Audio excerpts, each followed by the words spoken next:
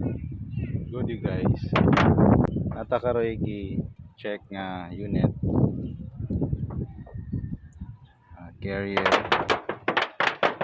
Problema ni niya last time amo ning gi reprocess after few days tawag ang client na dili ko no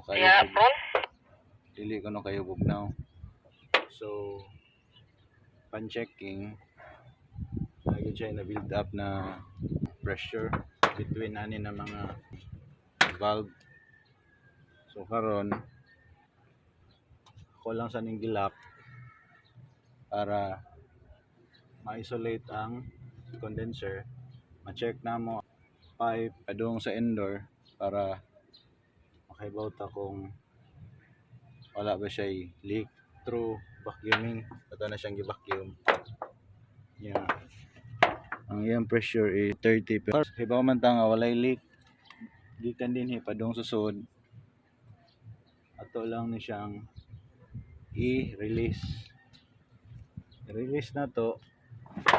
Tapos mag-vacuum ta og balik. So i-release o na diri.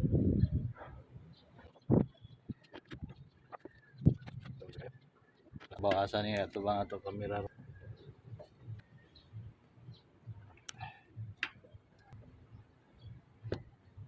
So ang iyang pressure karon is 170 76 77. So ato siya i-vacuum.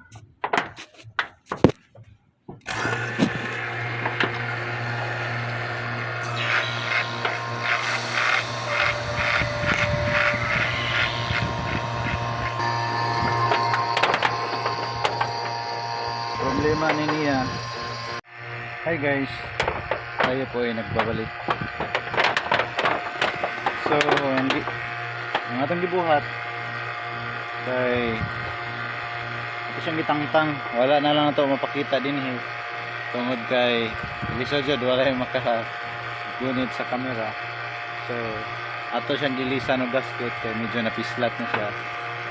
Kanya karon na vacuum ta ug balik para ma-monitor na to kung na changes.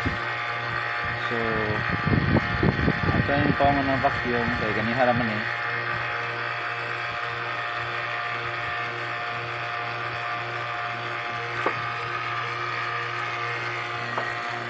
so muna ang iyahang kuan dili na gina siya masagad nga negative 30 nara gina siya.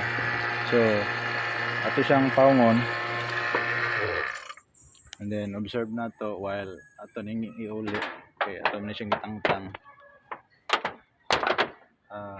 Ganiha ato na lang ni siyang gitangtang kay aron visual inspection ta ning sa iyang mga pipe. So far wala man siya traces sa refrigerant leaking. So ato na siya ibalik while nagkuha ta or nagmonitor ta sa pressure nga mo drop. So balik lang ta para sa update. Nakita iya mga o-ring dili na kay siya silyado, nag-brittle na ang iyang gasket. So ako tantangon ni siya karon para mailisa na to og mga gasket ano sa tay dala dire. Ano siya.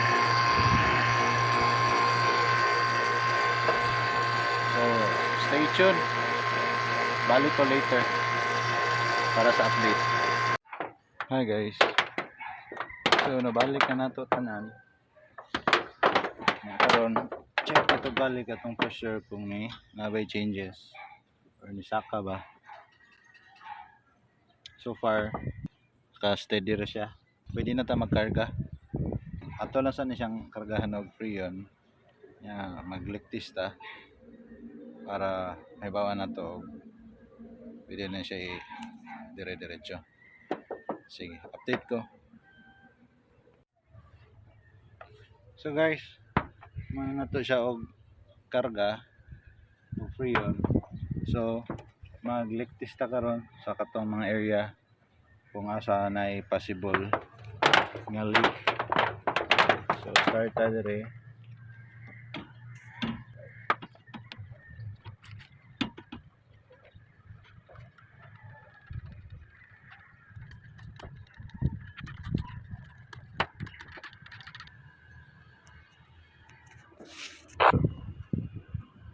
So far wala man siya leak guys. Brake dot, i-on ang palihog dot. Ang easy? Oh, i-on na siya.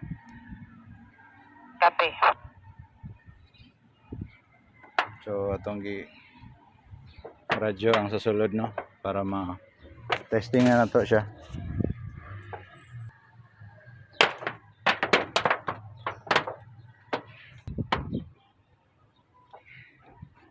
So di gid bada no. So wow gid kayo manang nag sunglasses ta karon. Update ta later kung unsay status ani. Bye bye. Hi guys, so update ta sa tong di trabaho karon. Ito siyang i-final na. Okay na. Yung charge is around 130. Init kayo. So